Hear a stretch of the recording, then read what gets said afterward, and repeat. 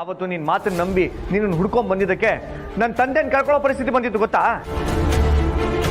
ಅದು ಅಲ್ಲದೆ ಜೀವನದಲ್ಲಿ ಮೊದಲನೇ ಸತಿ ನಮ್ಮಮ್ಮ ನನ್ನ ಮೇಲೆ ಕೋಪ ಮಾಡ್ಕೊಂಡು ಮನೆಯಿಂದ ಆಚೆ ಹಾಕಿದ್ರು. ಎಷ್ಟು ಬೇಡ್ಕೊಂಡ್ರು ನನ್ನ ಜೊತೆ ಮಾತಾಡೋದನ್ನ ಬಿಟ್ರು. ಮನೆಗೆ ಮಾರಿ ಊರಿಗೆ ಉಪಕಾರಿ ಅನ್ನೋ ಥರ ಆಗಿದೆ ನನ್ನ ಜೀವನ.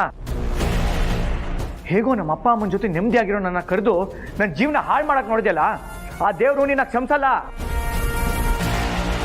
ಒಂದ್ ವೇಳೆ ನನ್ನ ತಂದೆ ಜೀವಕ್ಕೆ ಏನಾದ್ರು ಹೆಚ್ಚು ಕಮ್ಮಿ ಆಗಿದ್ರೆ ನಾನು ಮಾತ್ರ ನಿನ್ನ ಸುಮ್ಮನೆ ಬಿಡ್ತಾ ಇರ್ಲಿಲ್ಲ. ಅವತ್ತು ನಾನು ನಿಮಗೆ ಸಿಗ್ಬೇಕು ಅಂತಾನೆ ಬರ್ತಿದ್ದೆ.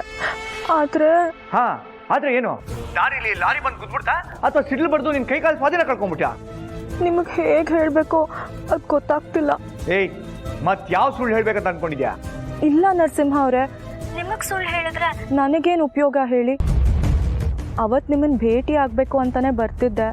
ಆದರೆ ನಮ್ಮ ಅಮ್ಮಂಗೆ ಏನಾಯ್ತು ನಿಮ್ಮ ತಾಯಿ ಅವ್ರಿಗೆ? ನಿಮ್ಮನ್ನು ನೋಡಬೇಕು ಅಂತ ಕಾತುರದಿಂದ ಓಡ್ ಬರ್ತಿದ್ದೆ. ಆದರೆ ಇಮಿಡಿಯೇಟ್ಲಿ ನನಗೆ ಮನೆಯಿಂದ ಮೆಸೇಜ್ ಬಂತು, ಅಮ್ಮಂಗೆ ಹುಷಾರಿಲ್ಲ ಅಂತ. ಹೋಗಿ ನೋಡಿದ್ರೆ ಅಮ್ಮಂಗೆ ಹಾರ್ಟ್ ಅಟ್ಯಾಕ್ ಆಗಿತ್ತು.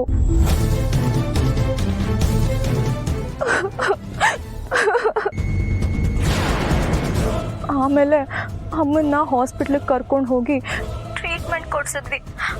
ಆಗ ನಿಮ್ಮ ಹತ್ರ ಏನು ಮಾತಾಡಬೇಕು ಅಂತಲೇ ಗೊತ್ತಾಗಲಿಲ್ಲ.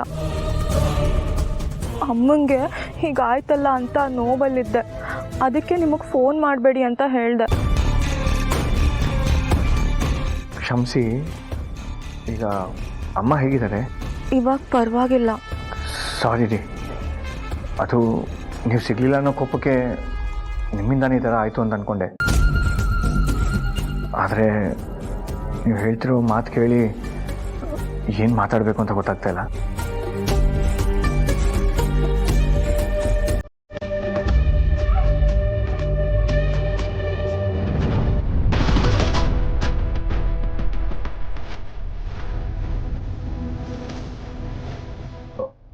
Hello hello,